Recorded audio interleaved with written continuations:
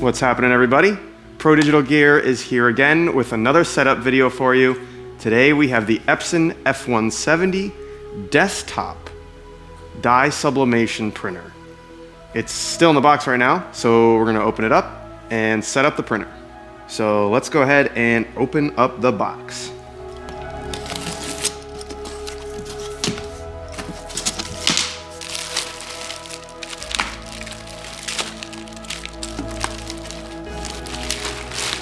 I don't know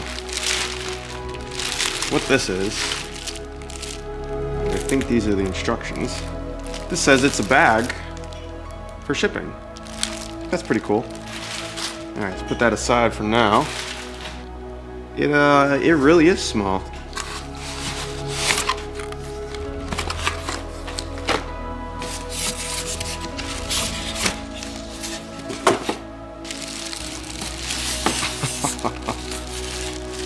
Yeah, ow.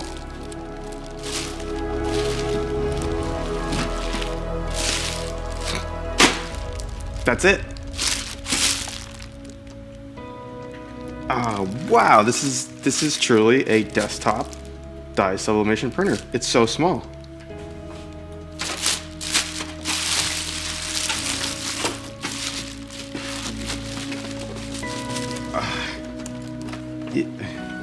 It doesn't weigh anything.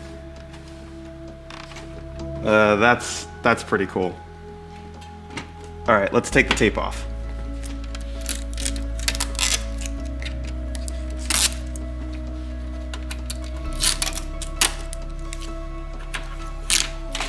Oh, cool.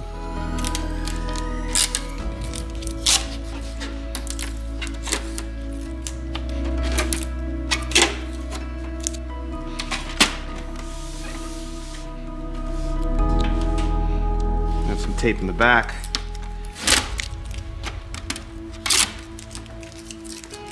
Check this out. There's a little hand screw here. That comes off. And there's your waste tank. How neat is that?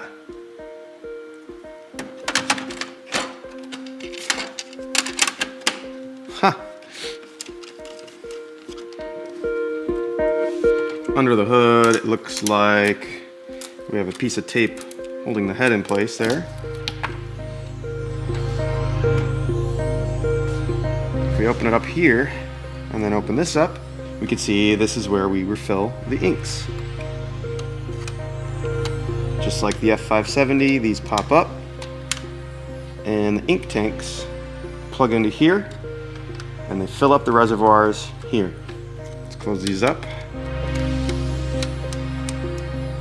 We'll peek at our manual just to be on the safe side.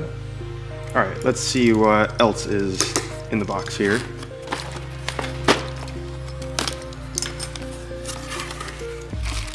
All right, we got our power cable, and we have our inks. I believe these are the same inks that work with the F570. So on the side here we have the power cable, USB, and it looks like Ethernet. This is a pretty standard power plug. All right, cool. Let's plug it into the wall. All right, so this is step one. We pull out the tray, we'll load in some paper. Looks like that just flips down, opens and closes, depending on your paper size. Just gonna throw in some plain 8.5 by 11 for now. And close it up. So it looks like we did this step already. We took all the blue tape off the printer. Now we need to go to our ink reservoirs, open up those little tabs, and most likely put some ink in. And like most printers, it looks like we have to gently agitate the ink. Next, we have to remove the caps and then fill up the ink reservoirs. Now, this says to fill up the ink reservoirs to the upper line. Here it mentions not to squeeze the ink into the reservoirs. When the ink reservoir is filled up, looks like we take the ink out and put the cap back on. Then we want to close all the little reservoir seals go ahead and take some scissors and then cut open the little bag here.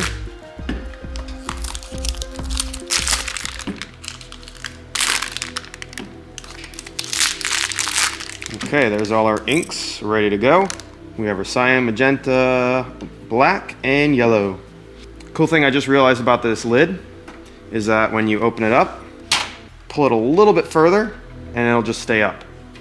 Let me show you again. Open it up till it feels like it stops. Give it a little pull and then it locks. Okay, let's open this up. All right, and flip open the seals. Let's start with the matte black. All right, let's go ahead and take the cap off.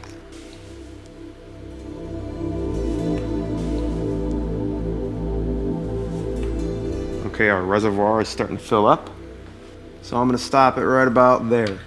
Now we wanna take our cap, screw it back on, and then let's move on to the cyan. Let's take off the cap. Flip it over. And then start filling up the cyan reservoir. Right, I'm gonna stop it right about there. Cap it. Do the same for the yellow.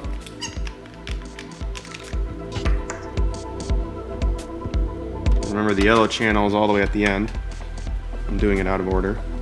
And you can see our yellow filling up. Okay, the yellow is almost at the top there, the top line. Go ahead and cap the yellow.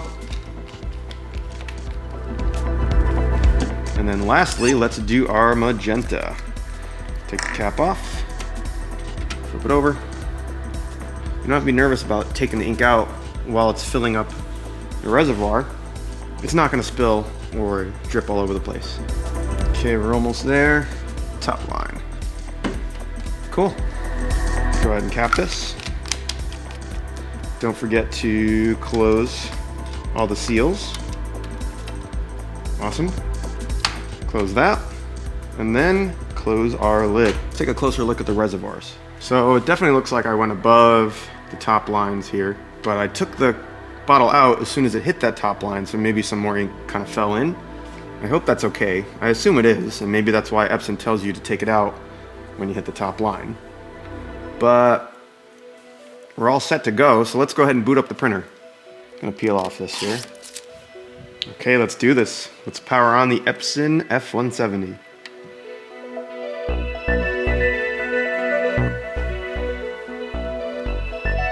Looks like first we have to pick our language. I kind of speak English, so I'm gonna pick that one. Okay, now our menu said to hold the question mark button for 5 seconds. Nice. So it's asking us to confirm that the tanks are filled with ink. So we can go ahead and hit OK.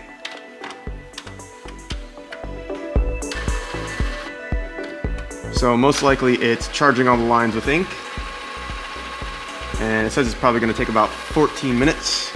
So let's take a break and check the printer in about 14 minutes. Alright, so it looks like it's done initializing. Now it says move on to print quality adjustments. I guess we hit OK. Align the printer to get the best print. So you can pick adjust later, but it says adjust now. So let's go ahead and do it now. So the first thing it's going to want to do is do a print head nozzle check. So to do that, we click OK. Okay, so next is telling us to load some A4 size paper into the cassette. We already did that. So let's go ahead and click OK on print. It is printing up a storm right now. So that's our nozzle check right there. That looks excellent. So they looked awesome. If they didn't, you would check on the X right here, which would most likely bring you to a cleaning cycle. And since they look great, we're gonna click on this option here. Let's click OK. Okay, so the next message that pops up says align print position to fix misalignment and banding. Again, we could do that later, or we can do it now. Let's do it now. Paper's already in there. Let's go ahead and hit print.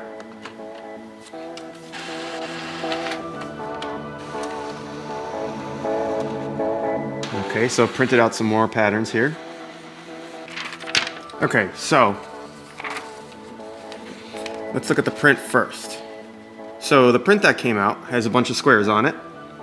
And what the printer screen asks us to do is to pick the square that has the least amount of lines in it. So let's look at that a little closer. Okay, so if we look at these, obviously 6 and 7 are not good. 5's not good. 4's not good. 3's getting there. 2 is perfect, and 1, you can barely see it, but there's some lines in there. So back on our screen, we're gonna make sure that this number for number 1 says 2. If it was 4 or 5, you would kick it up to 4 or 5. If it was 1, you bring it down to 1, but again, 2 looked the best. So let's go ahead and click OK. Now it's gonna print another adjustment.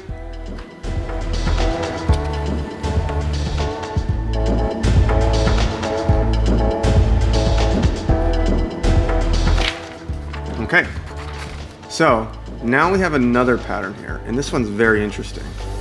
We want to choose the one that doesn't have a gap, but also doesn't overlap.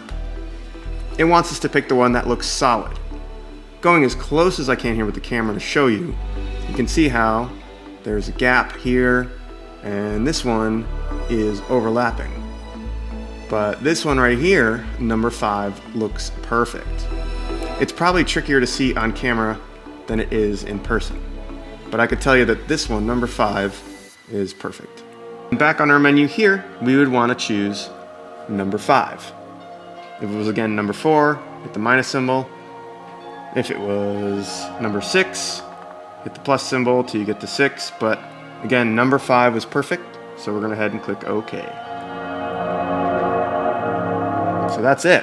The print head alignment is complete, and then we can go ahead and hit OK.